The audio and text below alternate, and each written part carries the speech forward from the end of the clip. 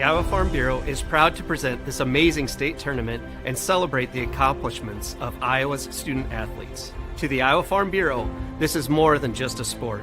It's hometown pride, it's hopes and dreams, it's our future leaders, it's a reason to do more and be more. And it's that farm strong spirit that can only be found in Iowa. Congratulations to the student athletes and coaches on a successful year, and remember, today's successes are just the beginning of tomorrow's achievements. Here in Greater Des Moines, we're the unexpected sports mecca that feels like home. We are the big ballers, the little kickers, the underdogs, and the bulldogs.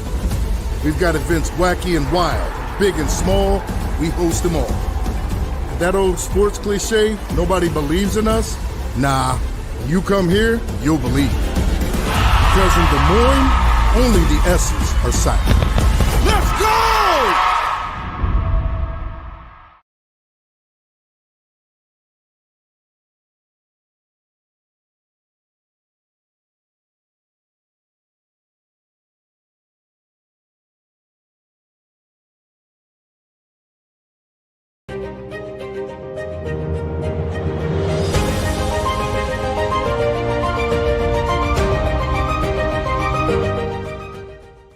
At MidAmerican Energy, we're one company serving 1.6 million people who all need energy that's available 24/7. That's why we work 24/7. That's why we make investments in our systems that make us more resilient to extreme weather. That's why we generate power from all available resources to cover the variables in supply and demand. And that's why when the power is knocked out, we work around the clock to restore power to you. MidAmerican Energy, obsessively, relentlessly at your service.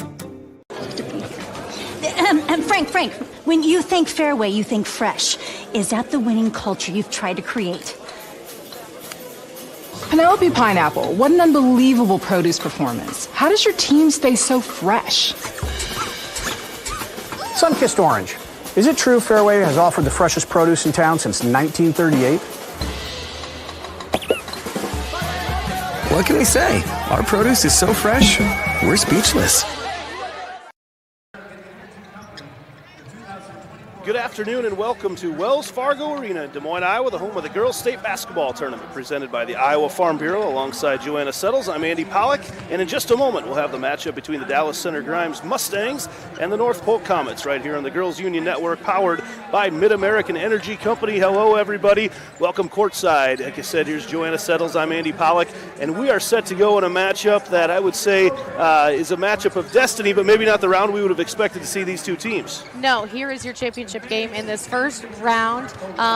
We saw it last year. It was an incredible matchup, and here they are again, two of the top defensive teams in Class 4A. Dallas Center Grimes, very senior-dominated. North Polk, maybe a little bit light, a little bit younger. There are a lot of juniors in the starting lineup, but that North Polk, or that DCG squad, a group of ladies who have played together for a long time and won a lot of basketball games. They sure have. DCG making its fourth straight state appearance here, so a lot of experience. This is their home court, right? It's their backyard, both of their teams' backyard, and North Polk is their fifth state tournament appearance in the last 7 years, so these ladies know how to win. Let's take a look at the road to state. First of all, for North Polk, the Comets, they beat Maquoketa in the championship of Region 5. They're 22-2 coming into this game. They're the best in 4A on defense as far as blocking shots, 6.7 blocks per game. They allow just 35 points per game, fourth in Class 4A. Abby Tuttle, featured Northern Iowa Panther, averaging 15.5 points a game. Becca Agard, 7 points a game, almost 7 rebounds, nearly 4 blocks per game. Well-rounded player there in Agard. Looking at Dallas Center Grimes, the Region 4 champion, they defeated Pella on their way to a 20-3 record on the season. They average 52 points per game, and they're very well balanced. 6 players averaging over 6 points a game. Kayla Rice, 11 points per game. Vanessa Bickford, 8.8 points per game, 5 rebounds, nearly 4 assists per game for Dallas Center Grimes, the Mustangs. Both these teams had chances this year to spend time ranked number 1 in the girls' high school rankings, as well as they did not shy away from playing tough schedules. We've seen some really tough teams for both of these teams that they played throughout the course of the year. We're going to take a break and come back with more of the pregame show here at the Girls State Basketball Tournament presented by the Iowa Farm Bureau.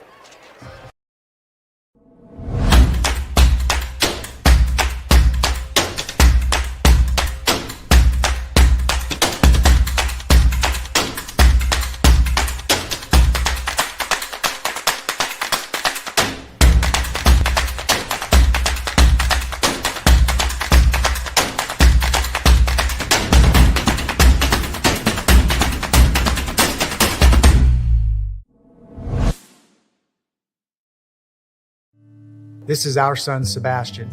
In 2021, he took half a pill he didn't know was counterfeit. That tiny pill contained enough fentanyl to kill him almost instantly. Kids buy them on social media and share them with their friends, not realizing how dangerous they are.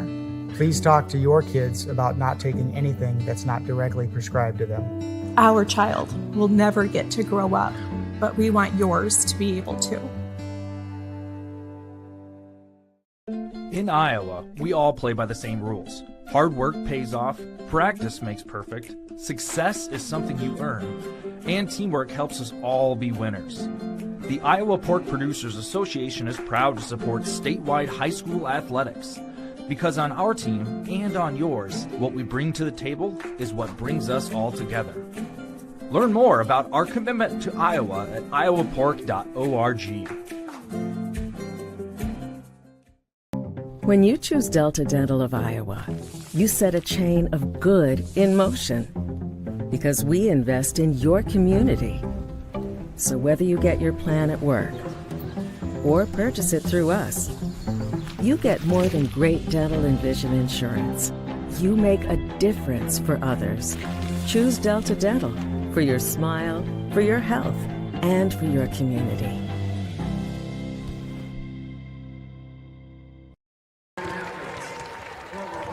Welcome back to the Girls State Basketball Tournament presented by the Iowa Farm Bureau on the Girls Union Network powered by Mid-American Energy. It's time now to take a look at today's Seeds for Success. They're brought to you by Channel Seeds. The enhanced Channel Seed brand is here to help farmers like you up your game and rise to the challenge. Learn more at channel.com/rise. Joanna Settles, you've had a chance to watch both these teams. What do you think is going to be the keys today? For DCG, they need to defend well in the half court. Coach Adam Jones's team is very defensive minded. They also want to out-rebound North Polk today. North Polk, they run a high-octane defense as well, and they want to count by threes. They want to make their three-point shots, which will open up the paint. The common theme in the pregame show right now has been defense for both these teams. So yes. as we talk about that, we have the potential for a pretty ugly game today. We do. I don't expect that we'll be in the 60-point range. Right? Both teams are really trying to hold their teams, and they have the other team to around low 30s. That's the goal. Very impressive, and we'll expect to see a combination of man-to-man, zone defenses, maybe a couple junk defenses take out the best player, and that seems to be a common theme at the state tournament is taking out the best player and looking to find that second or third scorer amongst the rest of the roster. Well, DCG is so well balanced. There's not a best scorer. I think all five starters can be the best scorer when they need to be, but their numbers are so equal. Obviously, Bickford's such a big leader on the court, but she doesn't have to be the top scorer in order for her team to win. It'll be curious to find out who is the player that steps up today on both teams. There's some star power out there on the court, a couple future college basketball players as well. This has been our pregame show. We'll take our final break before tip-off. When we come back, you'll have your team introductions and starting lineups for this tournament matchup. You're watching Girls State Basketball, presented by the Iowa Farm Bureau on the Girls Union Network, powered by Mid-American Energy.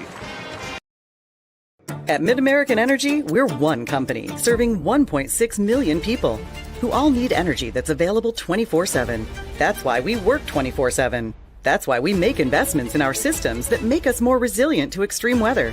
That's why we generate power from all available resources to cover the variables in supply and demand. And that's why when the power is knocked out, we work around the clock to restore power to you. Mid-American Energy, obsessively, relentlessly at your service.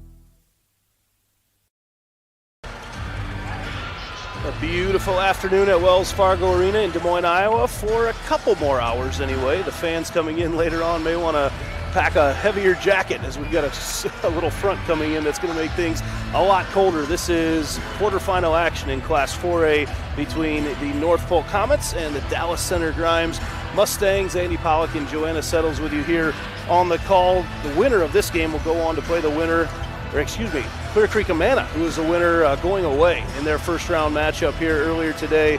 And a very, very impressive showing from Ava Locklear from Clear Creek Amana. 14 points, 17 rebounds, 9 assists. Just missed out on the triple-double. So in just a moment, we'll have our starting lineups. We're going to head down to our public address announcer, Tim Fitzpatrick. Girls State Basketball 4A quarterfinal matchup featuring the North Polk Comets and the Dallas Center Grimes Mustangs. Fans, tradition is an important part of the Iowa Girls High School Athletic Union's storied history. Because our past is an integral part of what we do today, we ask that everyone in attendance please join in a round of applause to show our appreciation to all the women who have participated in high school athletics in Iowa.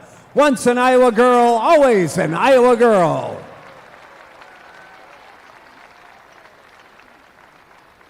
At this time, the Iowa Girls High School Athletic Union and the Iowa Farm Bureau would like to recognize the outstanding sportsmanship shown by North Polk High School and Dallas Center Grimes High School.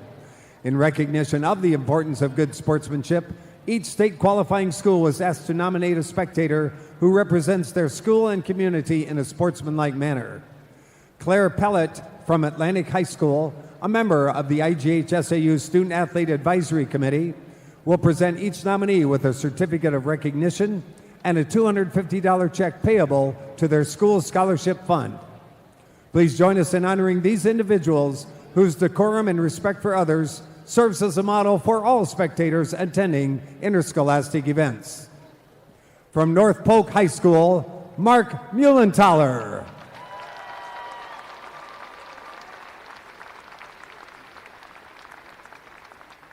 And from Dallas Center Grimes High School, Christine Megason.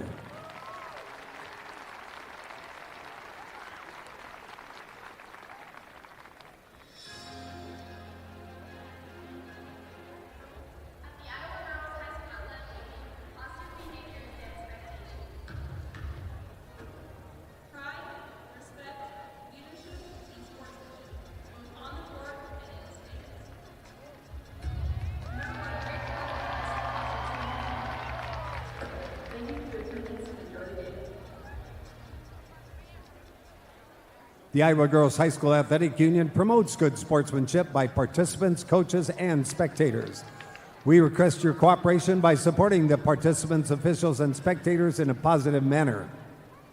Profanity, racial, sexist, or abusive comments, or intimidating actions directed at officials, participants, coaches, team representatives, or event personnel will not be tolerated and are grounds for removal.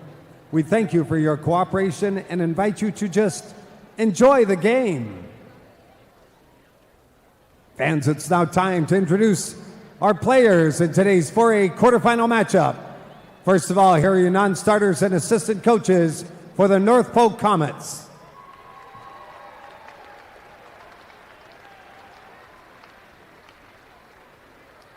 Number 2, Maddie Demers. Number 3, Jenna Manick.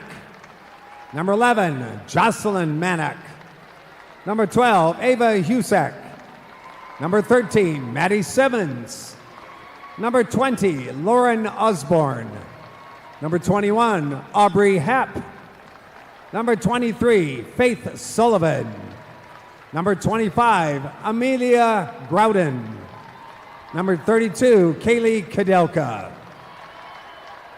And your assistant coaches, Alex Bollmeyer, Adam Bloom, and Karen Mathis. Now here are your non-starters and assistant coaches for the Dallas Center Grimes Mustangs. Number 2, Macy Meyer. Number 4, Neela Williamson. Number 10, Kenna Kneef. Number 14, Addie Abens. Number 23, Sydney Miller. Number 24, Sophia Bauman. Number 30, Milena Elliott. And number 34, Tessa Jones. Your assistant coaches, Judy Nisley, Rich Kloster, Jalen Raymond, and Jacob Heineman. And now, here are your starters for this 4A quarterfinal for North Polk. At guard, a 5'9" freshman, number 14, Campbell Schultz. For Dallas Center Grimes, at guard, a 5'10" senior, number 12, Vanessa Bickford.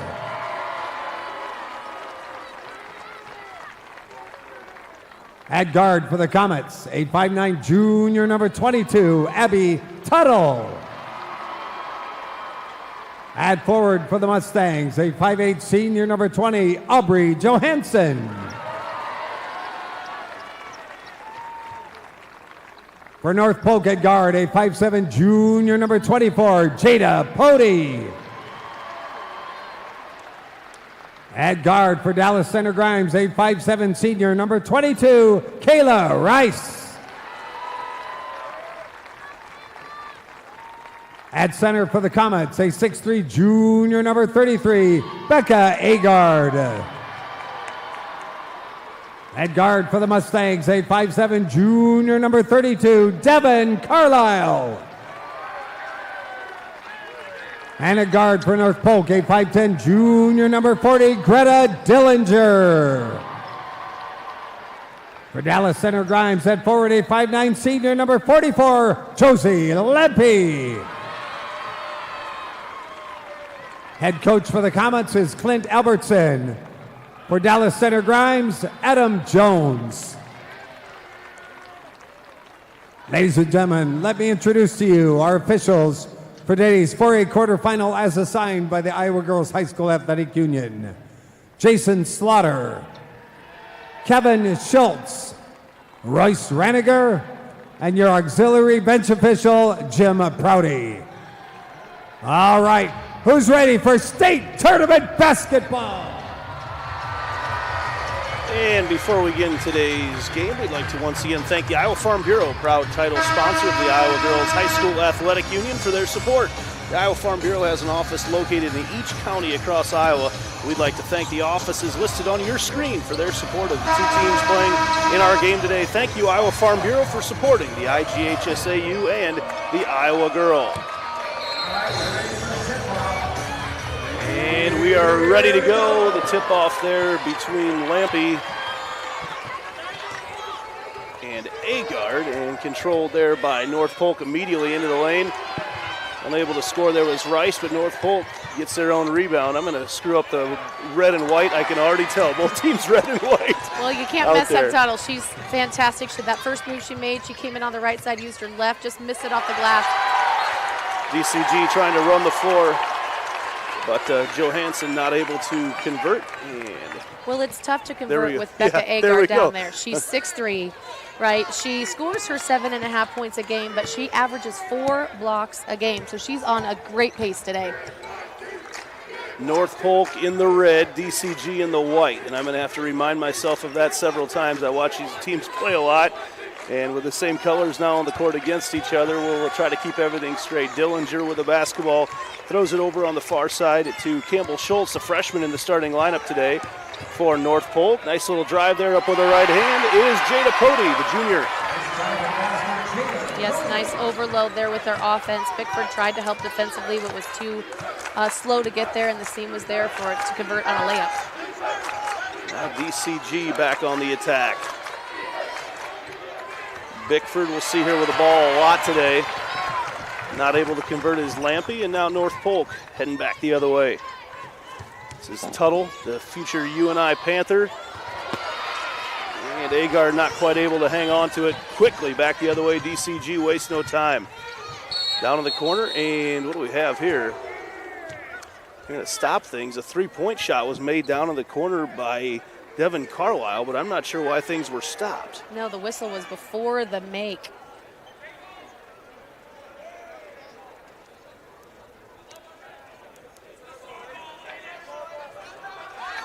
So we'll see here how things. I don't think the shot clock had ever actually restarted, and if that's the case, it's unfortunate for DCG because it was meant to give them an advantage. There it is. That's exactly what it was. The shot clock had not restarted. Now here's DCG on the out-of-bounds play. They like to run a 4-low set. Look for them to go to Lampy on the weak high post. And Bickford likes to make a curl cut around Rice. We'll see if that's what she was going to Lampy. A little bit early. That's where she was headed, wasn't she? We'll get to see it again later. DCG salvages a basketball. Lampy down in the corner. Bickford decides not to go up against Agard, tosses it out, and Lampy hits a three-point shot from the edge. Yes, I love how Bickford drew 2 on the drive, which made the easy kick out. No defender. Lampy puts a triple up. We notice right now they're coming off the outside. They want to collapse on anything in the post. It's opened up some things on the outside. There on the inside, Agard for North Polk. She puts it up with the left hand. Again, a great assist by Tuttle. Agard, one of 4 juniors actually today, 4 juniors and a freshman starting for North Polk. There from the free throw line is Carlisle. She's feeling it even though her three-point shot earlier didn't count. Looking smooth there for Devin Carlisle, the only junior in the starting lineup for DCG. DCG state champs a year ago against this very team in the state championship game. There again is Agard, puts it up with a left hand and in. Agard with 4 early points. Both teams in a man-to-man defense. A lot of help defense. Rice for 3. You can't give her space. You have to extend that defense, get a hand up on her because she can score. 8-6 DCG with the lead 3 minutes into this one. Cody stuck in the corner in front of the DCG bench. She's got a lot of girls yelling dead ball at her. Back up to the top, the freshman Schultz going to restart things for the Comets. Dillinger has it tipped away and stolen away, and she's actually going to get the foul called on her. Did we mention how good DCG's defense was? Just that possession right there. They got the shot clock down to 11, but outstanding job of putting a lot of pressure and causing the turnover. It makes you uncomfortable. It takes you out of your flow, and it can rush you and make you play at a different pace than maybe that you want to play. As we do get that foul whistle on Dillinger. Yes, and North Polk has time to set up in their 2-2-1. Little man pressure here for Bickford. Bickford tosses it off to Lampy. Back up top, that's Johansson. Haven't seen her do a whole lot yet. And then the long three-pointer just misses by Rice. Agard up to get the board. North Polk. Nice look down. They were able to throw everything over the top. Agard not quite able to handle it. Now DCG on the run. All the way into the lane. Out to Lampy once again for 3. Couldn't quite get it to convert. And Campbell Schultz with a rebound. Freshman making her presence known early. Yeah, that's another great open look that DCG had. The layup wasn't there, so they kick out to the open look. Didn't connect this time.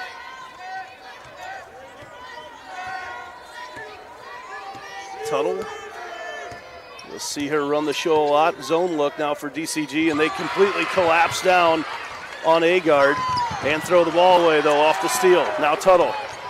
Have numbers 4 on 3. She decides to go in by herself and will have an opportunity to shoot a couple free throws. Didn't think there was room there in between those two, but she found it and finds herself at the foul line. Back when you and I may have played, we might have looked at numbers and thought, okay, I'm going to back this out. But you notice so often now, at all levels of basketball, when you've got a defense on the retreat, you watch those players drive in and take advantage of a backpedaling defender. Yes, offense has the advantage, so that when you're aggressive offensively, you just take the ball to the hole. Good things happen. Watched a lot of players go 1-on-4 and have it work out for them, whereas back in our day, that would have meant push-ups. That was a 1-on-2, not a 1-on-4. A 1-on-4, she probably should kick it out. Yeah, back in the, but, you just notice, when the players recognize when they've got that advantage and really taking it at the retreating defense. So one of those free throws is converted by Tuttle. Now DCG back on offense. Nice move in there by Lampy. Can't quite convert at the basket, and it's tipped out of bounds. We'll go back to North Polk. Good ball game here. Just under 5 minutes into this one. Yeah, Lampy had a nice open lane to drive there. There was a lot of space in the paint. Why? Because Rice has hit a three. You know, they're such good shooters. The defense has to stay extended, which opens up the lane beautifully. DCG hanging out in that zone right now. I say there's not much hanging out about it. They're going to continue to attack.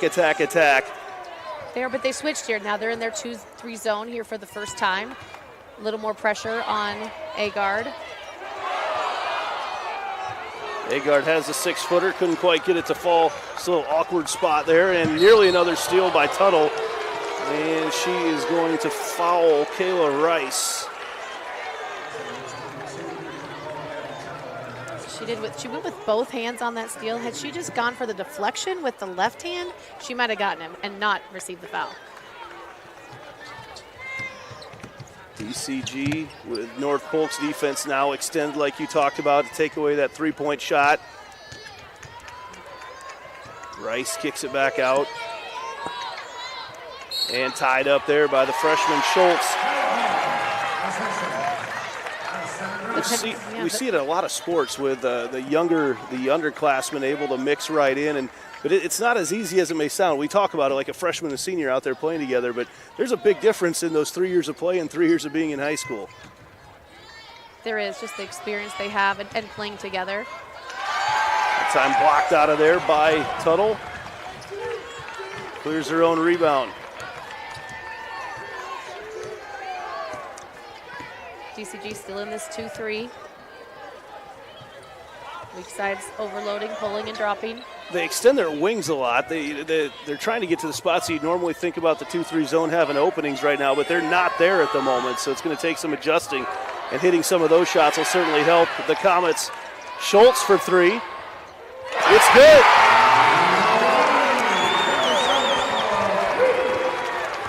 Schultz was wide open for that shot. Schultz came into this game averaging 7 points. She's got 3 early on and another block for Agard. And you talked about it early. She's a presence down low. Yes, she is. Substitutions in today's game are brought to you by IMT Insurance. Learn how you can be worry-free with IMT at IMTINS.com. Greta Dillinger back in the game for North Polk alongside, that is Lauren Osborne. And we also had some DCG subs, Tessa Jones in the game, as well as Macy Meyer, another freshman in the game right now. That 3-point shot buried for Sydney Miller, who also came in. I missed her on the substitution. I love it. The junior Miller thought about it, had space on the 6'3" defender, put it up, lit it up. Sometimes when you think about it, you kind of throws off your rhythm, but that got her squared up and had a nice look as Tuttle has it taken away, and right there, almost converting the 3-point play, fresh off the bench was Osborne. And she'll have a chance to go to the free throw line. I watched North Polk when they played against Dyke New Hartford. Of course, one of the best teams in the state as well, with the Peterson twins, and a lot to go with them. But I saw Tuttle just skip past the ball so well, and she just did that on the last set. I don't know if Coach Adam Jones will keep DCG in the zone because they are so strong and so good at skip passing that ball. When you can pass from wing to wing and get an assist that way, they missed the 3 a couple trips down the court earlier. But I think they'll have to go back to man-on-man, or maybe they'll throw a 1-3-1 or something else in. But they don't have enough coverage on the perimeter in this 2-3 zone, it looks like so far. Well, that skip pass that you talked about is so hard to execute because so many times you're throwing it over the top of the defense. We saw yesterday a lot of balls get thrown out of bounds on those skip passes. There's definitely an art to it. There is, but Tuttle has it figured out. She's a fantastic skip passer. Stuck down in the corner to steal for North Polk, taken away by Osborne. Tuttle going to start up the offense. North Polk by 1 already, maybe a little more scoring than we expected to see in this one. North Polk with a 10-second differential on between the shot clock and game clock. Might just let Tuttle create something on her own here. Up top they go. And Tuttle's got it again. 3 seconds, 2 seconds, goes down in the corner, 3-point shot. Kadelka couldn't get it to fall. Rebound comes out of there to Bickford. Bickford pushing it all the way down. She's got 4 seconds into the lane, kicks it out, 3-point shot on the way. Tessa Jones at the horn. Dallas Center Grimes takes the lead at the end of the quarter, courtesy of a Tessa Jones three-pointer. 14-12. We'll be back with a second quarter of action right after this on the Iowa Girls High School Athletic Union Digital Network. Here in Greater Des Moines, we're the unexpected sports mecca that feels like home. We are the big ballers, the little kickers, the underdogs, and the bulldogs. We've got events wacky and wild, big and small, we host them all. That old sports cliche, nobody believes in us? Nah, when you come here, you'll believe it. Because in Des Moines, only the S's are silent. Let's go!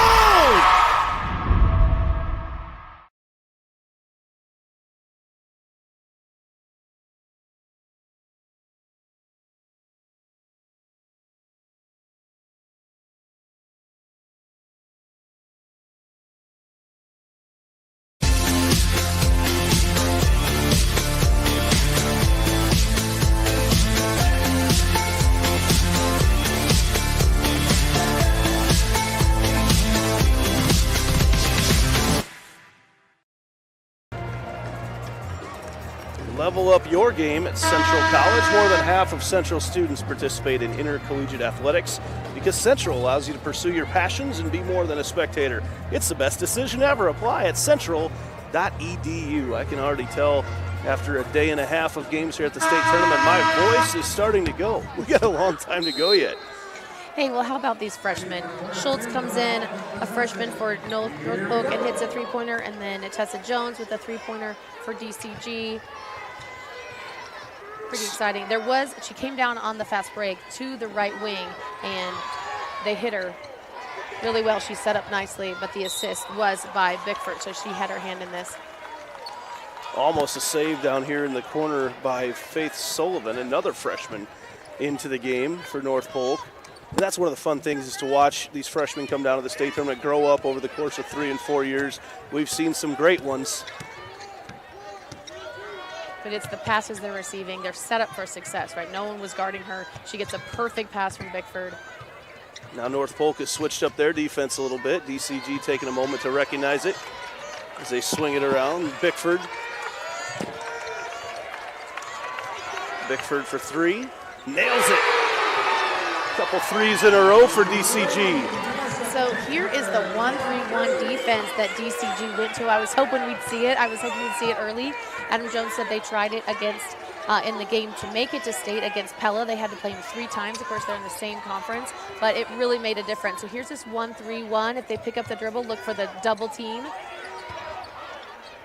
And North Polk does a great job passing their way through it. Agard gets it to Tuttle for the layup. Yeah, kind of sliced it nicely, saw that opening. They're going to have to jam that cutter so she can't get through it so easily. It really is about that feel of finding that opening in the zone, and I love this look right now, the little 2-1-2, but it just changes up to where those openings are going to be each time offensively. In the lane, the free throw line jumper in and out for Bickford.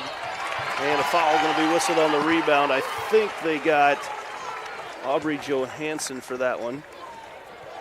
Johansson, future softball player at Missouri State. Love seeing the multi-sport athletes here playing. We see so many of them. Yesterday, it seemed like soccer was the theme of the day. Today, we've got all sorts of college athletes, future college athletes playing in the games. North Polk, who nearly throws it away. Cody, though, tracks it down. Yes, DCG's defense back to a man-to-man. That was 2 possessions only of the 1-3-1, but they scored. Tuttle broke it. They broke it down, so they go right back to the man-to-man, but they can't stop her. Great move there by Pody to go up with the left hand and knock that one in. And right back in the game is North Polk after DCG went on a little run. North Polk comes back with a little one of their own, and it's 17-16 Mustangs. That three-point shot, no good, but right there to get the rebound and put it in is Bickford. And that's the tough part about a zone. You don't have one specific person that you have to box out, and it was an easy offensive board for DCG. North Polk wants a timeout. It's a 30-second timeout, so we'll keep it right here. Not sure what they saw over there. There's some, there's been some open looks, nothing too different, but you notice they've shifted up their defense quite a bit and really trying not to allow DCG to get too comfortable in what they're doing. Right, both teams. I mean, this is quite masterful by both coaches, trying to stay a step ahead because it can come down to one possession, so everyone matters. So look for them to continue to switch up their defenses, which changes their offenses and what they want to do, their set plays, everything. So it's exciting to watch. These two teams played to start the year with DCG coming out on top, so they played in the state championship game last year, played to start this year. They're not in the same conference despite their proximity to each other, but their third time playing now in about 363 days against each other. Let's see what changes come out. Usually a set play coming out of the timeout. We'll see what North Polk decides to do after Clint Albertson calls the timeout. They go down low to Agard. Good decision as they get her coming across the lane for the layup. Yeah, a nice steal by Tuttle. She knows if she throws it up there that Agard will get it, and she does. A little miscommunication. They leave the shooter open as Kayla Rice hits a three. She averages 11. She's up to 9, I believe, right now. I'm not sure if they got that updated before or not, but, the thing is, we look at the stats right now, about halfway through the second quarter, can DCG keep up this 60% clip from 3? That's an astounding percentage.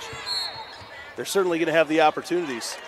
Part of the reason they are those because they are open looks. They are penetrating and kicking back out. They are scoring on a fast break situation. So it's different when somebody has a hand in your face than when you're wide open and, you can just light it up.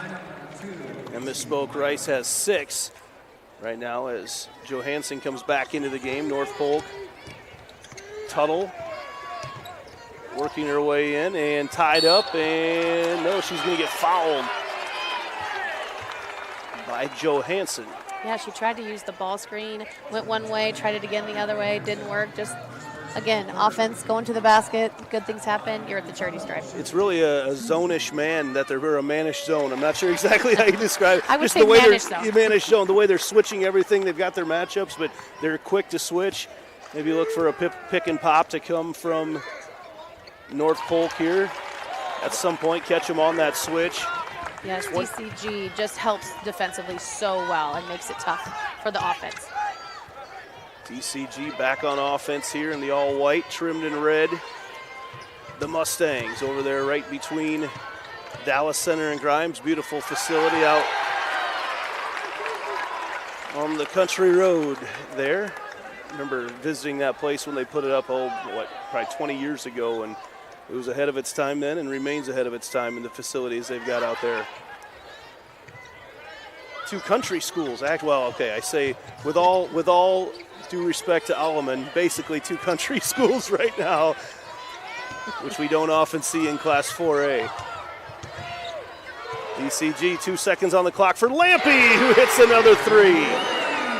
Again, she had plenty of space. I'd call that an open 3 again. I'm not sure if North Polk realized that there wasn't much time on the clock.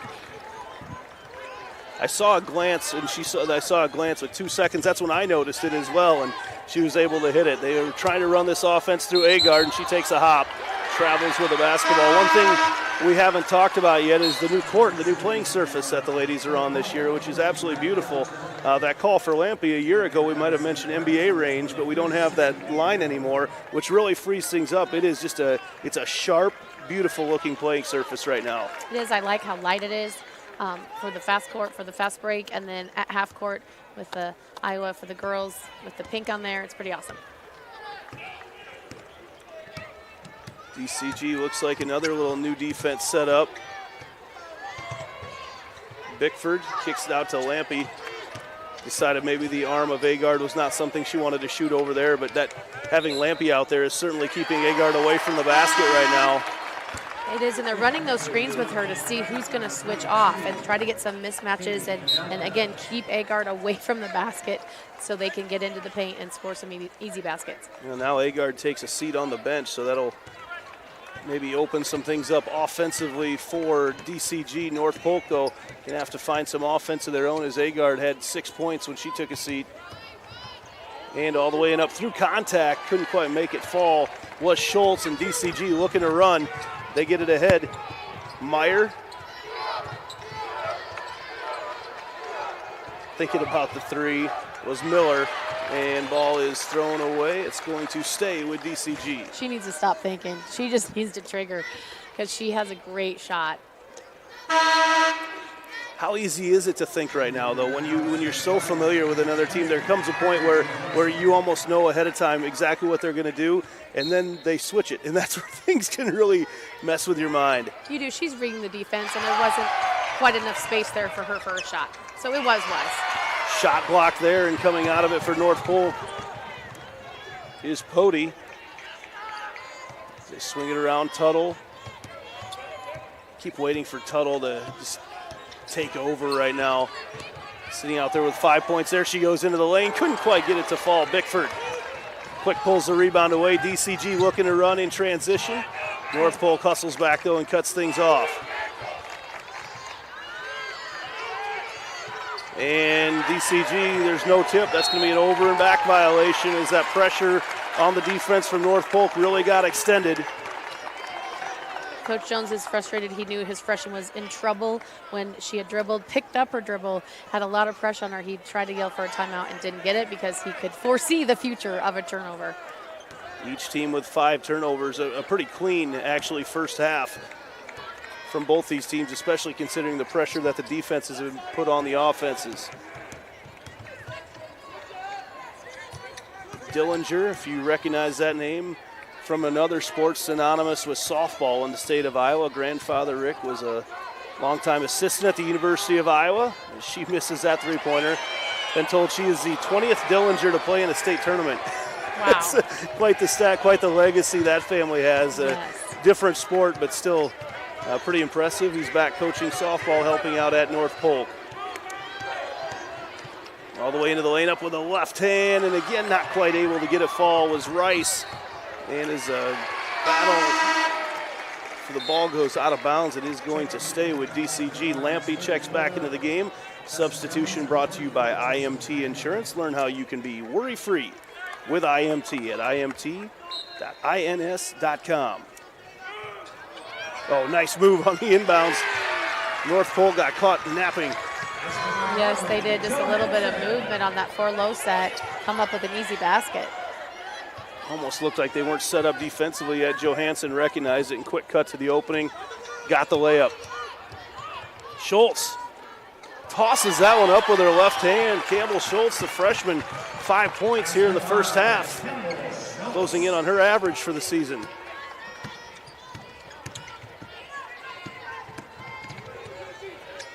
Lampy.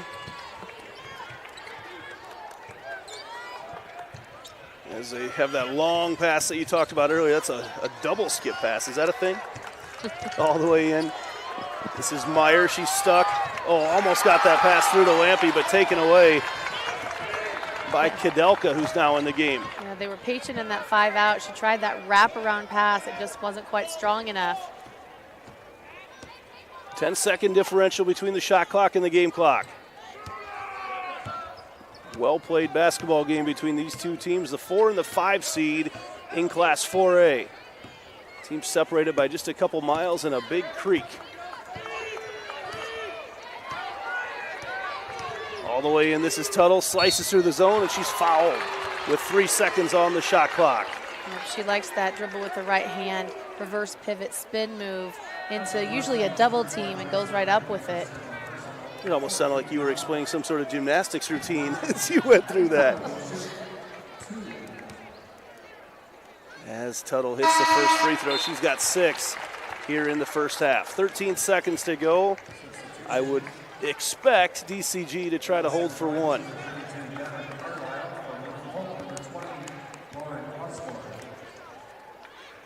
And she hits a couple. Quick substitution as North Polk is going to get Faith Sullivan back in the game. Tuttle, who only had 1 foul, they're going to make sure she does not get a second here with 13 seconds to go in the half. Bickford.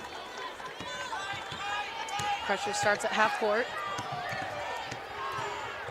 All the way in, muscles it up off the glass. Nice touch there by Vanessa Bickford, and that will end the half. Dallas Center Grimes leading North Polk 29-24.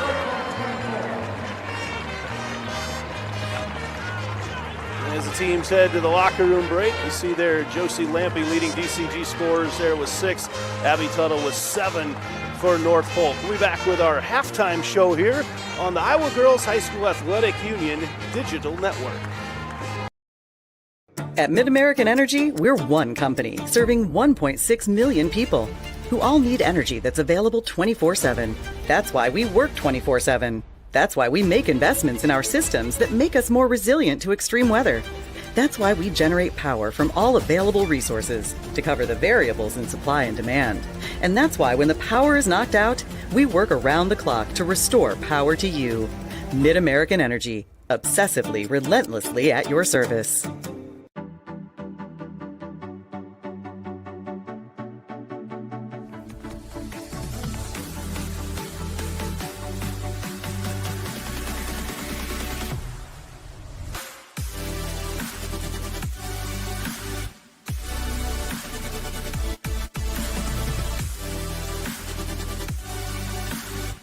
Slade's the place for you!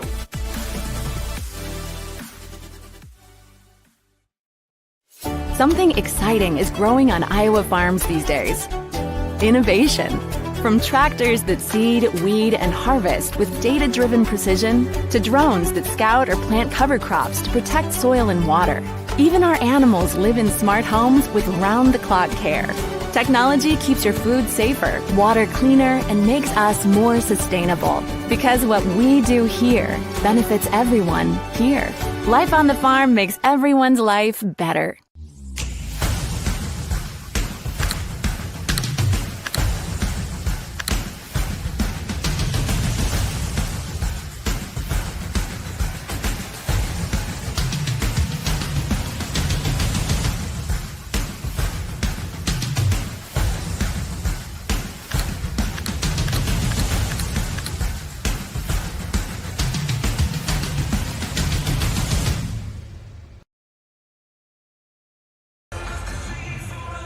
Welcome back to the halftime show here on the Iowa Girls High School Athletic Union Digital Network. We are at Wells Fargo Arena, just north of downtown Des Moines on what started off as a beautiful Tuesday afternoon.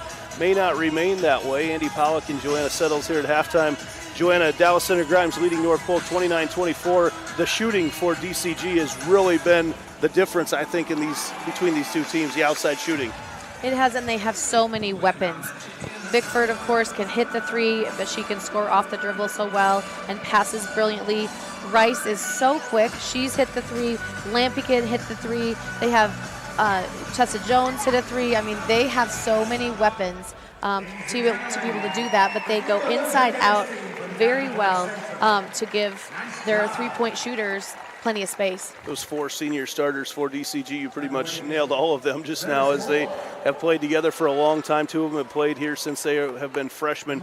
North Polk, obviously no stranger to that either. They've made it past the quarterfinals now 4 years in a row, trying to make this one a 5th. Now, we would like to take a moment to once again thank our title sponsor, the Iowa Farm Bureau, for their support of the state basketball tournament. Earlier this week, the IGHSAU had the opportunity to speak with Iowa Farm Bureau President Brent Johnson to learn more about Iowa Farm Bureau's support of the IGHSAU and student athletes across the state. Thanks for joining us for the 2024 Girls State Basketball Tournament. I'm Matt Hominoff with the Iowa Girls High School Athletic Union. We want to thank all of our partners for all the great support we get from around the state. None more important than our proud title sponsor, Iowa Farm Bureau. With me today is the president of the Iowa Farm Bureau, Brent Johnson. Thanks for joining us, Brent. Yep. Why does the Iowa Farm Bureau feel so strongly about supporting the Iowa Girls High School Athletic Union and our tournament games? Well, Matt, the Iowa Farm Bureau has been the title sponsor for the Girls Union now for 19 years. And once again, very proud to be a part of this year's state girls basketball tournament. And, you know, this tournament highlights the work ethic, teamwork, resilience, and dedication that these girls have contributed for a year's worth of dedication to their craft. And just like that same spirit, the Iowa farmers are the best in what they do across this entire country, not only in production, but also in conservation. And you put all that together, and there's a lot here to celebrate. Yeah. Your support for the IGHSAU goes beyond youth and education. What other support does the Iowa Farm Bureau provide Iowa's youth? Yeah. Well, Matt, here at Farm Bureau, we believe that today's youth is tomorrow's leaders, and we're proud to support them in many different ways. One of those is by our scholarship program. Every single year, we give nearly $500,000 across the entire state to those kids so that they can continue their education at a higher level. We've also partnered with the Girls Union and the Boys Association now for several years to offer concussion insurance for those student athletes who compete in sanctioned sports across the entire state so that they can do so at a high level and feel safe doing so. And that is at no cost to that student or their families. Third, we've given teachers across the state nearly $500,000 so that they can properly equip their classrooms to do their jobs better. And most recently, just last year, the Iowa Farm Bureau gave the Iowa FFA Foundation $1 million so that they can properly place ag teachers and ensure that students across the state have an exposure to agriculture and how it affects their lives every day. Yeah, so the students participating in this year's tournament are taking home some pretty neat souvenirs. But one new item that they're taking home are the championship ball caps. Can you talk a little bit about that? Oh, absolutely. You know, the girls who are competing at this year's tournament are actually taking home quite a bit of swag this year. Of course, we have the bag tags and the signature basketballs that the girls have been used to seeing over the years. But this year, we've added a championship ball cap, so that those girls who actually win the tournament have an extra souvenir to remember that if they put their minds to it, they can accomplish anything. Well, thanks again, Brent, for both your and everyone at Iowa Farm Bureau's support of the Iowa girl over the years. In Iowa, we grow corn. A lot of corn. Corn is what supports us. It feeds our livestock, it fuels our vehicles, and powers our state. It nourishes our families. A cash crop? Yeah, but it's way more than that. Corn sustains us. It's who we are. Without it, we'd just be... well, you get the picture. In Iowa, we grow corn. But the truth is, corn grows Iowa. The thing I love about Clark is that you're never just one thing. I'm not just a student. I'm a future doctor. I'm an athlete on a history-making team. I'm a community member supporting the causes I care about. I'm a friend, a neighbor, a leader. At Clark, you can become anything. What will you be? Be you at CU.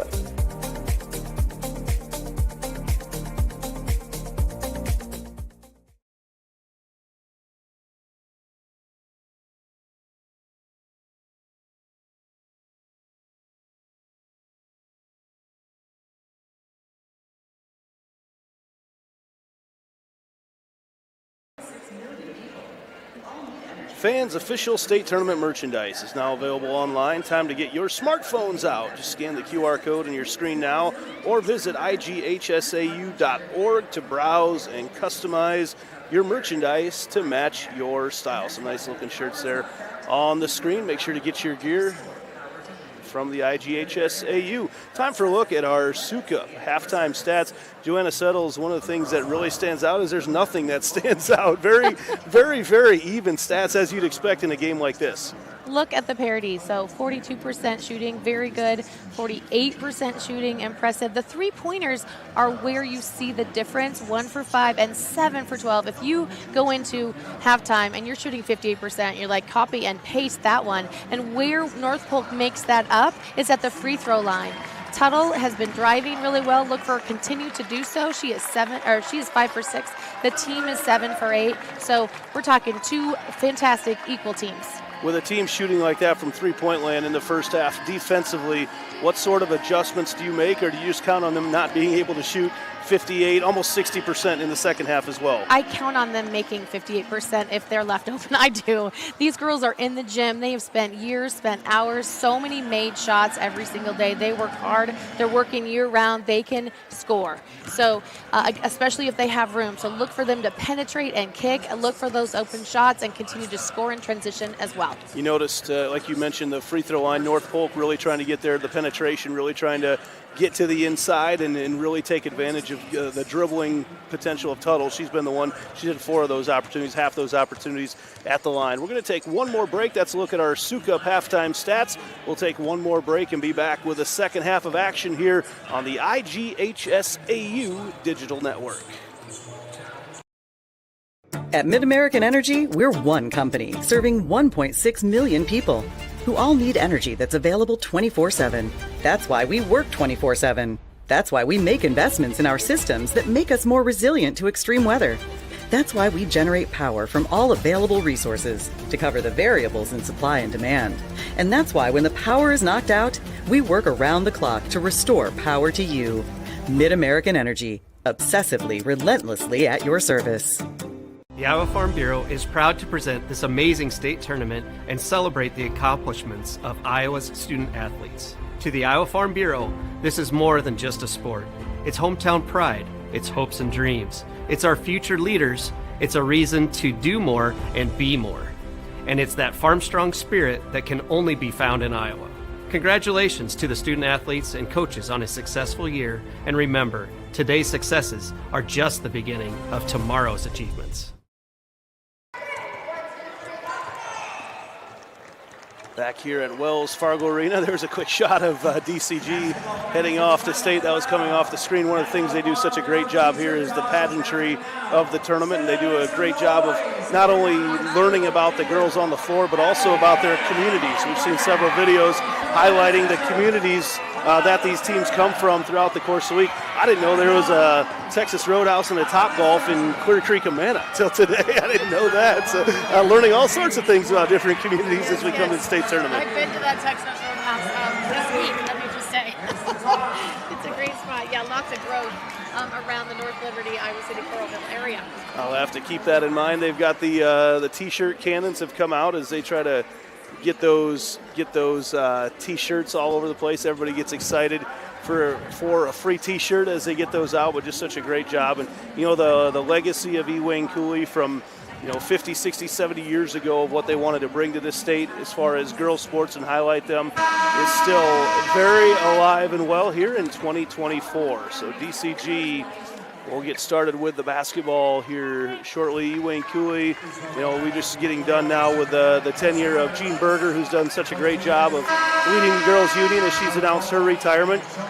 I didn't see a date on her retirement, so I was hoping we would see her this week, and she is around handing out trophies this week. I don't know if there's an official date on that, but we certainly want to wish Jean the best. She's the reason I'm wearing my pink shoes today. She caught me at girls state wrestling a couple weeks ago and told me I'd been around enough, it's time to get some pink shoes. So I went out and had to find myself some pink shoes to get rolling here and try to fit in with everybody else. Not like I don't have enough other pink in my wardrobe, but now I've got the shoes as well. Lampy, can she stay hot? She does. Lampy with another three, her third of the afternoon. She is a great shooter. There's that percentage starting off hot, but she's the center. Let's talk about that. When you run a 5-out, everybody's the point guard, right? Everybody's the point forward. Everybody scores. It's a lot of fun to run this 5-out, the new wave of this of basketball. Suddenly North Polk finds themselves down 8. That's the biggest deficit of the ball game for them. Dillinger gets it, kicks it out to Tuttle for 3. She can't hit, and Lampy up high to get the rebound. As we come down here, I just want to shout out to that halftime performance by Muscatine. They did a Rosie the Riveter performance that was awesome. Andy, my grandma was a Rosie the Riveter. She's 99 and a half. She's listening today. So nice. She riveted those B-29 bombers in World War II by her fiance, her young new husband was in the sea with the U.S. Navy.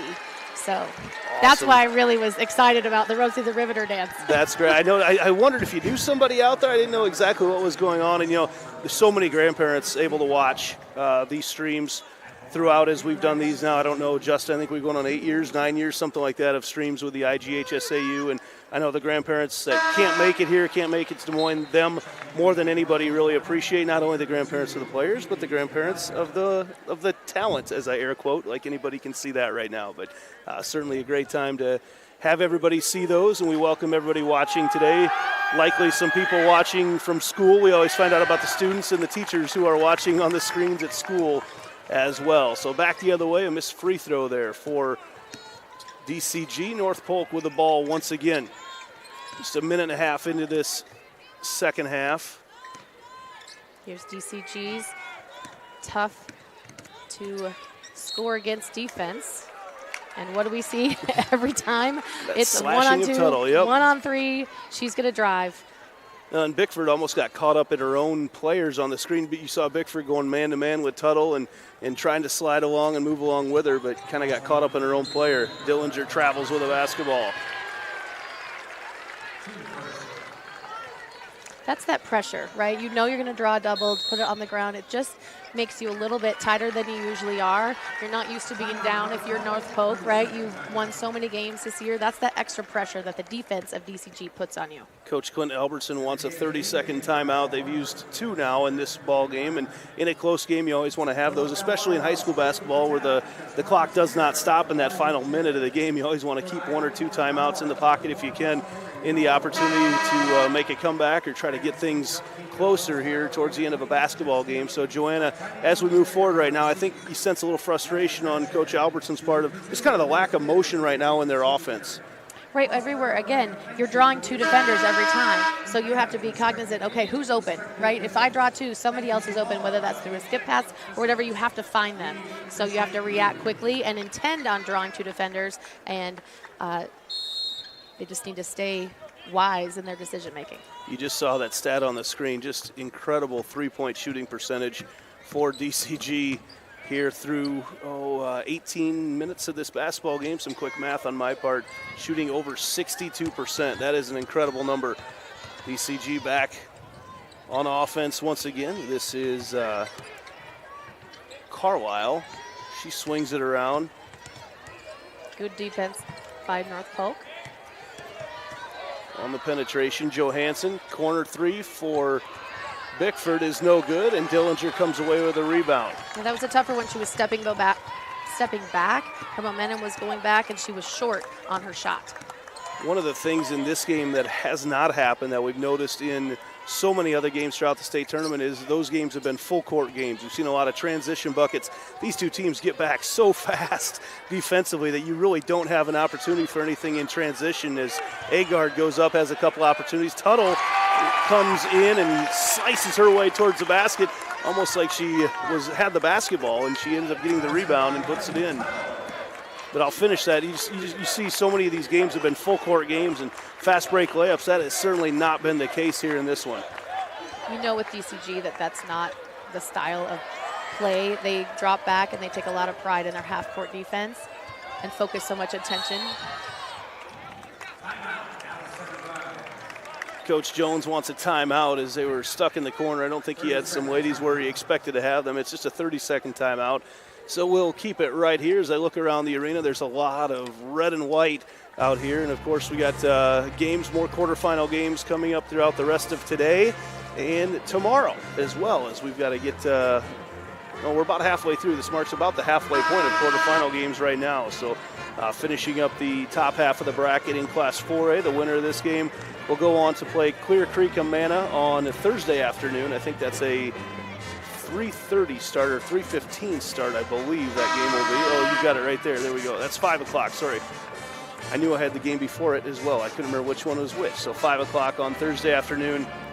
And Clear Creek Amana certainly showed in the game before this that they are a force to be reckoned with. They're the overall number 1 seed in Class 4A. Both these teams have spent time throughout the course of the year ranked number 1, is obviously coming off a state championship a year ago for DCG and beating North Polk in that game. Big expectations for both these teams. Very unfortunate that they ended up not only in the same half of the bracket, but right here playing each other in the first round. Long steps there taken by Rice. Nothing called, but North Polk on the rebound. Tuttle draws a lot of attention. You see Lampy's right there to step in, and then the other way, coming from the other side, then Rice steps in, and I think did they just get Tuttle for an offensive foul? They did. I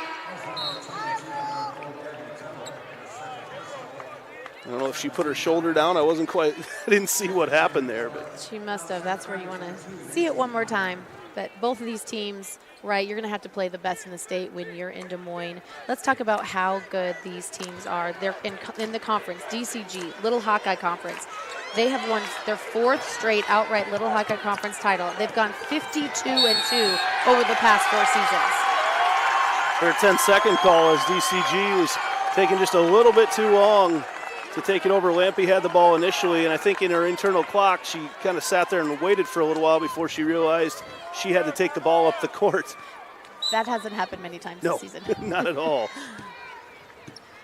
As I continue, North Polk, their 2nd straight undefeated conference championship season. In the Raccoon River, they were 16-0 this year. So incredibly successful teams as they battle it out here in quarter 3. Yeah, and these teams are not playing bottom of the barrel teams. You're looking at a lot of ranked teams that they play throughout the course of the year, not only in the conference, but they both, to their credit, have scheduled some really strong out-of-conference games as well in preparation for this. When you've got a good, solid team, they're not worried about building confidence right now. They're worried about building skill and worried about building competitiveness to get to this point. 8 seconds on the shot clock right now. Bickford up top, Lampe. Lampe all the way in and is blocked over there by Agard. And is that a foul call? No, it's out of bounds with 1 second on the shot clock. I think it was double blocked by Campbell and Agard. Couple long she had to arms. go. Yeah, Campbell Schultz is 5'9", just a freshman. And that's not short. Oh, nice look into Bickford. Bickford can't quite get it to fall. That was a great athletic effort there by the senior.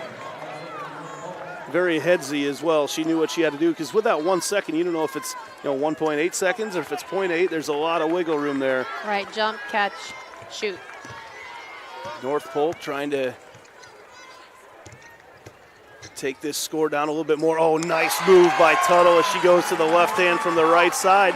Back down to a 4-point game. Yes, there's her highlight reel. She's so strong right-handed, but then she can lay it in with the left. It's a beautiful play. Bickford now. DCG been a little quiet offensively, and she just got tied up. No, traveled with the basketball. As I think it was Schultz or Tuttle. I couldn't see who got their hand in there and tied her up initially, and she walked with it. Both teams' help defense is why we are slowly scoring on the scoreboard, because they keep helping, and it is difficult to get to the lane. It is difficult to have a clean play offensively. Well, and when you have those shots, you have to be able to convert because those shots are so few and far between. As that time Agard keeps it alive, and Agard has her 8th point of the day. Yes, she drew the double team, wasn't able to convert initially, and they got the offensive board. DCG led by 8 just a few minutes ago. Now they lead by 2. Looking for some offense. North Polk has ratcheted up the offensive and their defensive intensity here in the second half, and then the ball's thrown away. There's the over and back call. Looks like Coach Adam Jones wants to take a timeout. It's a 30-second timeout, so both coaches keeping their full complement of full timeouts for the rest of the basketball game. But DCG North Polk not making like a huge run right now. When you look at it, I think it's a 6-0 run, but it's very, very on purpose. There's a reason for everything they're doing. It's not just fast break layups that you see so many times as a team gets their way back into a game. No, there's chipping away, but they have amped up their defense. They've extended it to the full court. They've gotten the 10-second call there. They create an errant pass for the turnover. DCG only averages 11.5 turnovers per game, but they're on pace right now to be well over that number. Credit to North Polk. So as we see the adjustments of Coach Clint Albertson, they've tried to get the ball into Agard right now. She seems to be the focus of things offensively. North Polk going to try to tie this one up or possibly take the lead with a 3. Tuttle, little pull-up jumper, couldn't quite get it to fall right. There's Agard once again. She's got 10 and ties this ball game up with 1:50 to go in the third quarter. Lampe thought about 3, kicks it back out. DCG passing around the perimeter. Not much for inside game for DCG in this third quarter. Tuttle goes after the steal, nearly pulls it away. Almost a little panic looking to set in right now on DCG's part. Tessa Jones, they get it down low. There's the look they want in the corner. 3 ball though, no good, and rebound pulled out of there by Schultz. Good. Look for Tuttle to penetrate again. She's great with that little jumper. And if she doesn't make it, she has confidence that Agard can clean things up. Agard kind of using some Dennis Rodman looks today, and North Polk takes the lead with a freshman, Campbell Schultz, going in for the layup. Schultz not playing like a freshman. DCG, of course, giving the baseline. They're taking away the middle, giving the baseline to let the baseline help them. And taking advantage of it was Schultz right there. A great dribble to score. Bickford not getting people set up where she wants them to right now. Getting counted down, they go out. Lampy back to Bickford. Bickford for three. Shot is short, but Lampy's right there for the rebound. She's tied up and fouled by Tuttle. It's just a second, actually the third foul on Tuttle. With just 32 seconds to go here in the third quarter. And Lampy will head to the free throw line. This is the first time DCG has stepped up to the free throw line this game. That's a crazy stat. That is a crazy stat. Gets that to roll in. The new rules, though, as you see, you're going to see Lampy, I think, here with a rebound. Yep, go up and held on to. The new rules this year, for anybody who's just watching high school basketball, maybe for the first time, things have changed, much more like the college game, women's college basketball. 5 team fouls allowed each quarter, and then the double bonus. There's no more 1-and-1 in high school basketball, and there's a jump ball that will send the basketball to North Polk. So 1 out of 2 there for Lampy.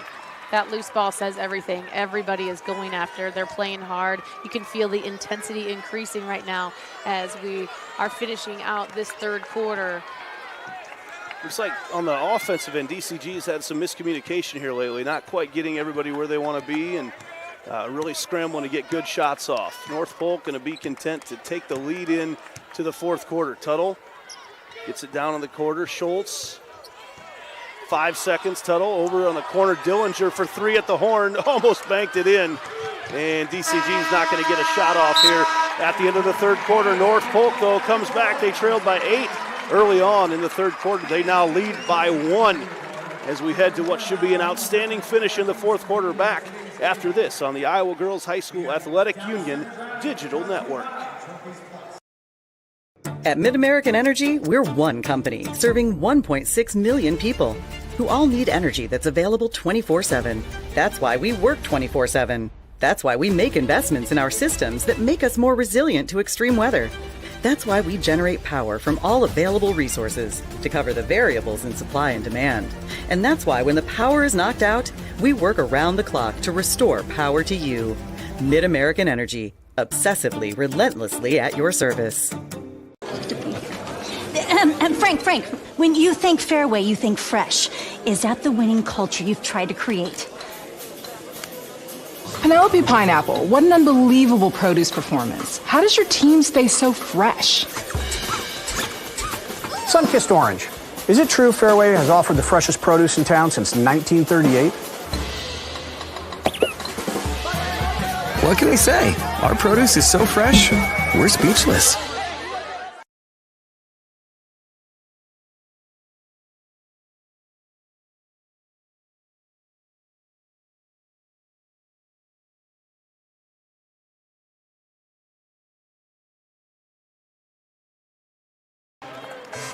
The Iowa Bankers Association is the proud sponsor of the Parade of Champions and the Iowa Student Achievement Award.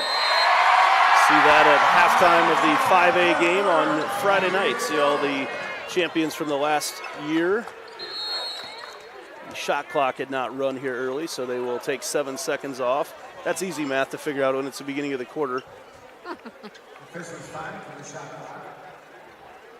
Easy math. It's a little frustrating when you're DCG and you're trying to set up your play, and now the defense knows maybe what you're going to do. And you're flipped to the other side of the court. And you're flipped to the other side of the court. So North Polk trailed by 8 points after the first shot of the second quarter, and I'm not sure if DCG scored a field goal after that point. And there's a foul. They got Agard a long ways away from the basket, but, you know, Bickford realized right away to take it right at her. Agard picks up her second. And we have not seen DCG score on an out-of-bounds play yet. Here it is. She decides not to curl cut off of it, leaves the lane open. They have not scored off an out-of-bounds play, and they usually do. So North Polk has done a nice job. Bickford waiting for the ball screen. They get the change up with Agard on her, but Agard plays nice defense away from the basketball. Then a three-point shot on the way. No good from Carlisle. And after getting the rebound, Aubrey Johansson travels with the basketball. Well, DCG's offense has definitely gone cold here. As the temperature drops, so has their shooting percentage. Only 4 points. It was a 10-4 run in the third quarter with North Polk at the advantage. Tuttle swings around on the baseline down to Dillinger. Schultz, she drives in once again, and now she'll have an opportunity to convert the three-point play.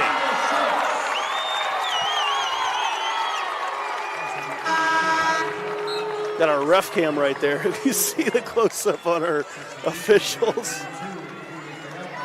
Schultz had that big baseline power lay-in to break things open a little bit in the third quarter, and here she's playing big. Again, she's a freshman, so to score and end up at the foul line is a fantastic move. She's doing great things. Agard goes up and gets the rebound. She's fouled now and will have an opportunity to shoot 2 more. So North Polk continues to have opportunities at the free throw line this afternoon. It's tough to out-rebound a 6'3" girl, so you have to position yourself. You have to really push back, get good positioning on her to try to make her go over the back. Carlisle picked up her second foul there.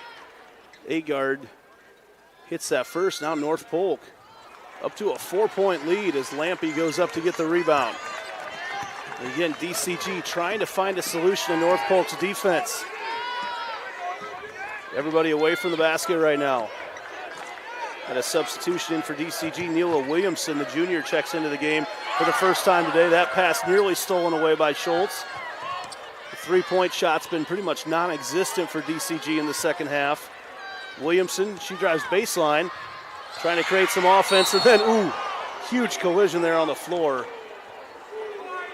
Everybody's up. That's good. I think they're going to get Tuttle. She came in like a bull in a china shop. She did. There's an injury on the floor here. They sent Williamson right over. She's holding her hand. Sent her over to the trainer right away. She did not get in the game for long. Boy, she had been in for just seconds. She made a great baseline move. Oh, we don't need to look at that one anymore. I saw exactly what they're doing. Unfortunately, seen that way too much. Here's this Furlow. Out of bounds play.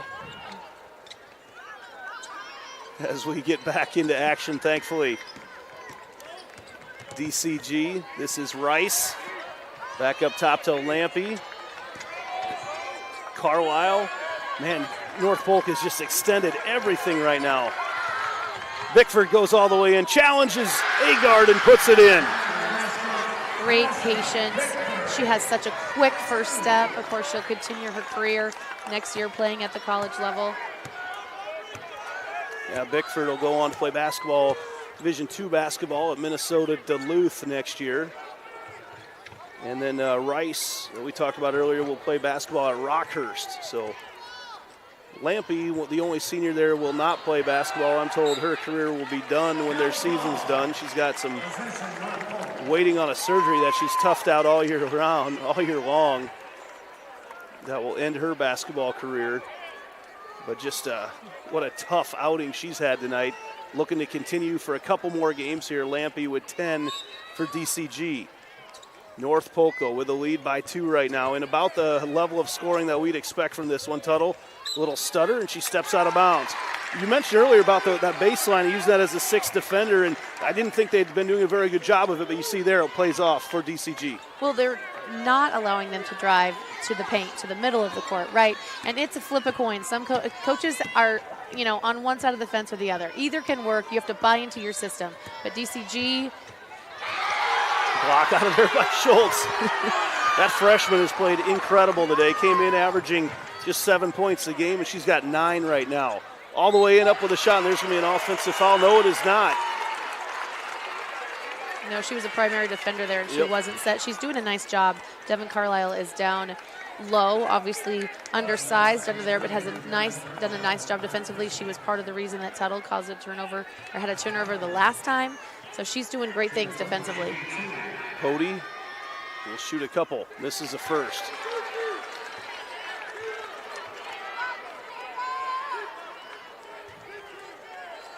One thing that's interesting, and you'll like this, but as the three-point percentages have continued to increase, the free throw percentages have decreased, right? There were 80%, 90% free throw shooters, and now here we are. They're 67% for their free throw percentage. 67. The free throw percentage for the other team currently is 25%. Obviously not big numbers here. And it's a wide sample size for North Polk Yes. right now. They've had a lot of opportunities at the free throw line. It is not for DCG, but That foul whistled on Agard as she went over the back. Now DCG again, trailing by 2 as we approach the 5-minute mark of the ballgame. Bickford fouled by Agard. Is that 4 on Agard right now? It is. that's big. There's still 5 big minutes left to play. And she's been a big part of this, not only the defensive side of things, but the offensive part, just with her rebounding and her ability to finish. Yes. Another substitution here brought to you by IMT Insurance. Learn how you can be worry-free with IMT at imtins.com. Agard is an impact player. With her out of the game, look for DCG to look to drive a little bit more, maybe post somebody up. North Polk 8 for 13 shooting free throws. DCG just 1 out of 4. Lampy, they're quickly on her when she squares up to shoot that 3. She's stuck now. Hands all over the place, tries to throw it towards the basket. The ball's taken away, and they are going to whistle a jump ball. As Kadelka may want to rethink her talking to the official there at the end. He did not give her a good look after she questioned that jump ball called. Official's going to come together and chat once more, but I'm not sure if one called a foul and the other called. We're going to restart the shot clock as well. Okay, that's what it was. Sometimes we'll have officials that come over and let us know what's going on when there's a discussion. Ooh, long three-pointer on the way from Bickford. I'm going to assist Caitlin Clark right there. There wasn't a logo, but it was deep, Andy. That was a deep 3. The logo's a lot smaller here on this floor than it is at Carver, and then a 3 from the corner by Kadelka. Back and forth they go. North Polk back in the lead by 2. This is state basketball at its finest.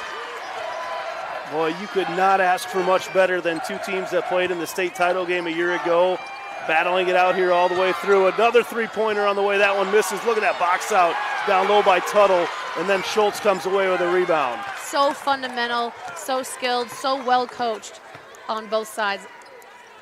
Tuttle here gives it off to Pody. And then Schultz. Schultz has been running things like a veteran this afternoon. Tuttle looks again. She had a clearing. You'd expect to see her slash to that. There she goes right through. Great help defense, but Tuttle throws it up off the glass, and in the future UNI Panther puts North Polk up by 4. I said she wouldn't go on a 1-on-4, and she did, and she scored. Just slashes to the basket. It's impressive. Now DCG, don't want to panic here if you're the Mustangs. Hitting the deck down there is Johansson. The DCG just out of sorts offensively. Close to a 5-second call. No, it's going to be a timeout by Coach Adam Jones. Stick with us. Don't go anywhere. 3:07 to play. North Polk with their biggest lead of the afternoon. Back after this on the IGHSAU Digital Network. At American Energy, we're one company serving 1.6 million people who all need energy that's available 24/7. That's why we work 24/7. That's why we make investments in our systems that make us more resilient to extreme weather. That's why we generate power from all available resources to cover the variables in supply and demand. And that's why when the power is knocked out, we work around the clock to restore power to you. Mid-American Energy, obsessively, relentlessly at your service. DCG hit a three-pointer to start the second half, and we almost thought it was going to be more of the same for the Mustangs, and a switch flipped for North Polk. They now lead by 4. both offensively and defensively. We've seen the intensity ramp up for North Polk, and Abby Tuttle really has taken over this basketball game with the ball in her hands. We thought she would. We knew she would. She knew she could. So look for her to continue to do so. If she's not gonna score, she'll end up at the free throw line. And I think this last 3 minutes will be decided at the free throw line. You've really felt the momentum in this gym shift from across the way where the DCG fans are sitting over behind us to where North Polk is. You almost feel like there's a little more pressure on DCG right now, being the returning champ. And I know you do feel that pressure. That's a real thing. Bickford with 4 seconds on the shot clock. Not sure she knows it. DCG not going to get a shot off. Shot clock had expired long before the ball even hit. There they call it. That's going to be a turnover to North Polk.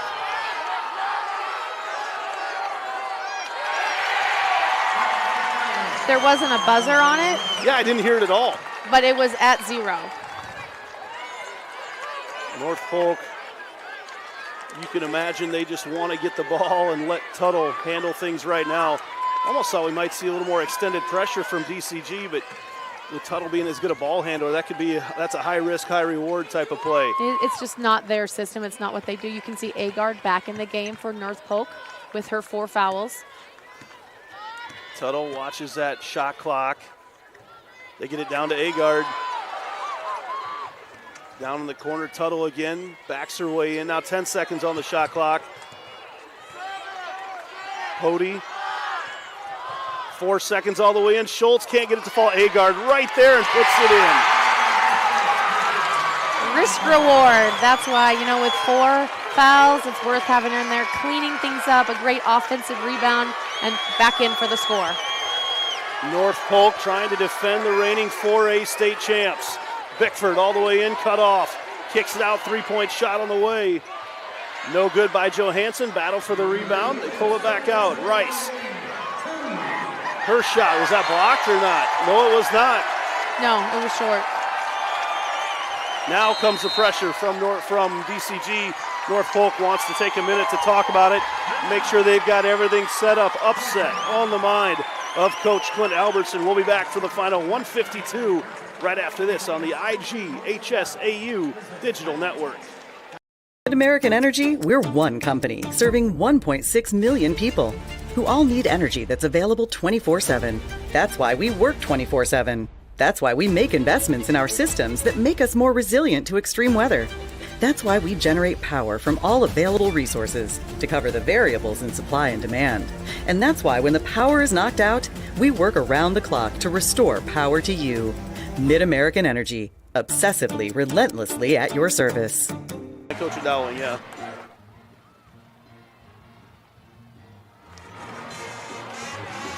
And we're back as you see DCG coming out onto the court right now. Kayla Rice, Vanessa Bickford trying to find something offensively here in the second half. And they're going to need it here in the last minute 52. North Polk coming out of their timeout. At halftime, DCG had 29 points. They've only scored 9 points now through the, what are we at, 14 minutes into this second half. They've got that pressure on right now, which it's not quite ready to hit the panic button, but you do have to do some things you're not used to right now. Right. They've got the ball in the hand of the freshman Schultz. Not going to foul yet. Now down to 20 seconds on the shot clock. A foul will mean more free throws for North Polk as Tuttle then is fouled with 18 seconds on the shot clock. Not sure that's the time that you want to do that as you let it go down quite a bit. Tuttle, the best free throw shooter on the team at 78%. Oh, I thought that was going to be the 5th foul. I was looking at the wrong side. That is just a 4th. So that'll just restart the shot clock, and now you definitely want to foul. Can't afford another 35 seconds coming off this one. Agard to trigger. Nearly taken away. Schultz. She just looks so calm out there. Yeah, you would know she was a freshman. Schultz almost has the takeaway and does. All the way down, the layup is in by Carlisle, and another timeout for Coach Adam Jones. So the pressure extended for DCG pays off, and we were just talking about how calm North Polk was, maybe a little too calm with the basketball. They were. You really have to come to the ball. They didn't do that, but Rice jumped the passing lane beautifully. Quick dribble and the left-handed pass, the bounce pass, making it easy for Carlisle to go up and in for 2 to close it to 4 with 1:21 remaining. They've got to figure out a way if there's those not to have as long of passes on their end for North Polk right now. That was just too far, and I love the adjustment right now that Adam Jones has made defensively too, to extend that pressure out, not overplaying things in the full court, but they're willing to take some risks right now in the half court, especially. You saw that on the steal. Yep, and that's why you make it look like it's open, right? And then you jump that passing lane, and good things can happen. Well, those when you used to play with your younger siblings growing up, you try to make them think that they could come at you and then just take the ball away. When they come right at you, set them up for it. So 1:21 to go in this one. Each team has 4 team fouls, so when we come back, or any fouls after this will mean 2 free throws for whichever team is fouled. But I think what that last steal and layup does without having a foul, I think that means that DCG can just play defense this possession. You don't need to foul anymore. Correct. So 1:21 to go with a fresh 35 on the shot clock. Pody gets it in at Tuttle. Back to Pody in the full court. They get ahead to Schultz. Schultz could have elected to run with it, and she's fouled by Lampy right away, so they do go with a foul. And Campbell Schultz will go to the free throw line, a 72% free throw shooter. And that's where knowing your opponent comes into play right now, because as you look, there's a couple really good free throw shooters, but you've also got a few in the 50s, 40s, and 30s for North Polk. Ice intervenes. Double figures now for the freshman Schultz on the day. Wasn't even listed in the starting lineups we were handed to start the game, and they announced her and had me scrambling to change up who I had in, and she has stepped in and played masterfully. Calmly sinks a pair, has North Polk back up to a 6-point lead. 1:13 to play. Rice running the offense. Can't take too much time here as North Polk. Hands it off to Bickford. Lampy. They swing things around. Rice once again, they kick it out. 3-point shot on the way, no good, and it's tipped off a bunch of hands, and that is going to stay with DCG. I don't know how those officials tracked that all the way through, but no one seemed to argue with it when the ball went to DCG. There's so many stagger screens, some rip screens, which are some back screens they're trying to go off of to try to get somebody open for a clean look. Bickford, they want to get it to her. She's going to have to take a shot here at some point. Kicks it out, 3-ball on the way, no good, an air ball. And the rebound taken away by Pody. And they'll have the fun jog to the other end for the Comet fans. As with 43 seconds left, she could put this game quite far out of reach. Pody steps up to the free throw line, a 40% free throw shooter.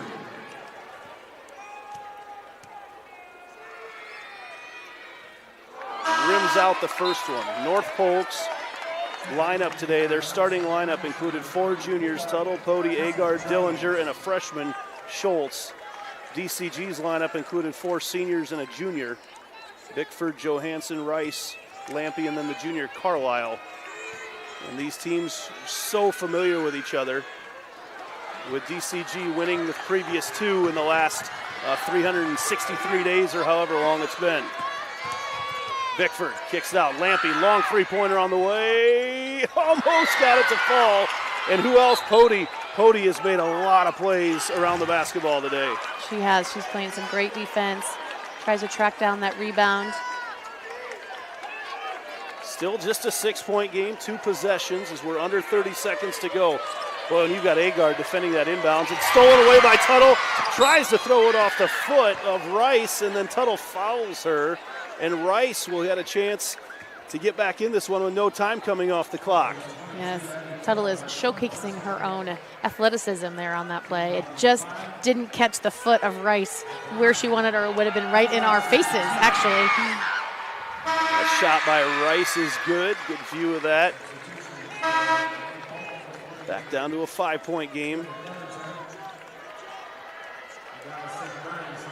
All fouls from here on out will have 2 free throw shot. Rice has it back down to 4. Here comes the full-court pressure. And ball taken away. Trying to go down low. That extra pass was probably not needed. That's a shot you got to take at that moment.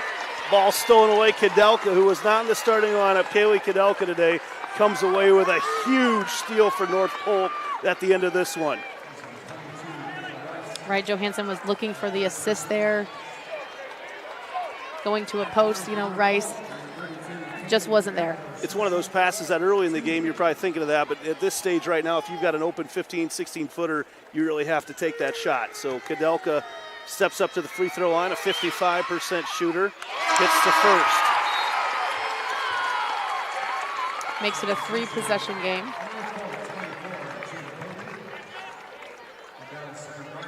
So DCG, who in the first half shot 58% from three-point land, their percentage has gone down drastically here in the second half.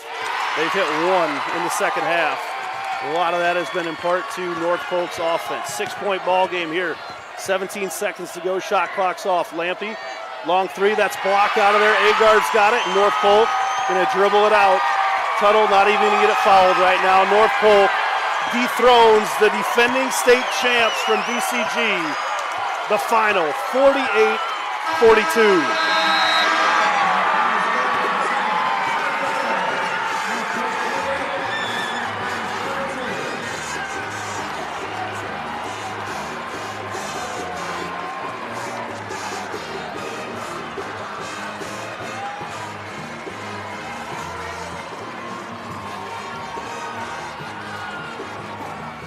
See the teams going through the handshake line. DCG offensively in the second half really struggled. They put up 13 points total in the second half, and a big part of that had to do with North Polk's defense.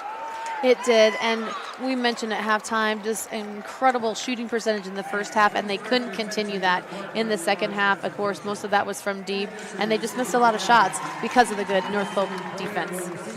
Time to go back down to our public address. Announcer Tim Fitzpatrick. Proud title sponsor of the Iowa Girls High School Athletic Union. Presenting awards from the IGHSAU, our Executive Director Gene Berger and Basketball Administrator Gary Ross. Congratulations, Head Coach Adam Jones and the Mustangs from Dallas Center Grimes on an outstanding basketball season.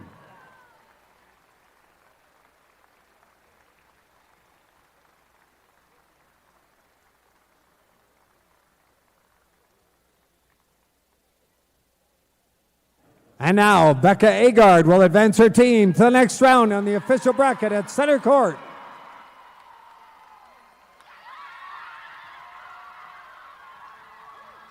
North Polk fans, her team advances to the 4A semifinals and will play Clear Creek Amana on Thursday at 5 p.m. And fans, on behalf of the Iowa... As you see some of the highlights from today's basketball game, Joanna Settles, as we pulled up the stats here right at the end of the game, the first thing you pointed out, and fittingly she got to advance her team on in the bracket, but what a game from the junior Becca Agard for North Polk today. She was dominant. Her presence really inhibited DCG from scoring, especially in the paint. So she did a great job with her presence. In those final moments, Jada Pody was just almost in shock that they won. So her expression was pretty priceless. Abby Tuttle, what a quarterback for this incredible Comet team. And I was so impressed by the freshman, the fabulous freshman, Campbell Schultz, comes up with some great plays. She was special. Of course, Abby Tuttle, they go on another day. She's going to UNI. I have to mention my dad played at UNI. He played football at UNI. You're a football guy. You love it. Warren Wepking, he loved playing there. But how about let's shout out to Dallas Center Grimes, an incredible career, what these young ladies have done. So Vanessa Bickford, Aubrey Johansson, Kayla Rice, Josie Lampy, amazing job. They should be so proud of what they've done for the Mustangs. They've had some incredible careers over there for DCG and Coach Adam Jones, an incredible run for those four seniors, the Fab Four as they call them over there in Grimes. We talked before the game about the balance of DCG, but in the end of the day, it's the balance of North Polk that comes through. Campbell Schultz with 11, Abby Tuttle with 13, Becca Agard with 13, Kaylee Kudelka comes off the bench with 5 today as well. So a big win for North Polk. They will move on to play Clear Creek Amana on Thursday afternoon at 5 o'clock. So, Joanna, it was a pleasure working with you today, our first time together, and we got to see a good one. Yes, we did. It's the Comets with Clint Albertson as the coach. He's over 200 wins, and he sure knows how to win, doesn't he? Been fun to watch both these teams throughout the course of the year, and like you said, a game of destiny. On behalf of our color analyst here, Joanna Settles, our producer, Justin Wolber, and myself, Andy Pollock, thank you for watching our live coverage of the 2024 Girls State Basketball Tournament, presented by the Iowa Farm Bureau on the Girls Union Network, powered by Mid-American Energy.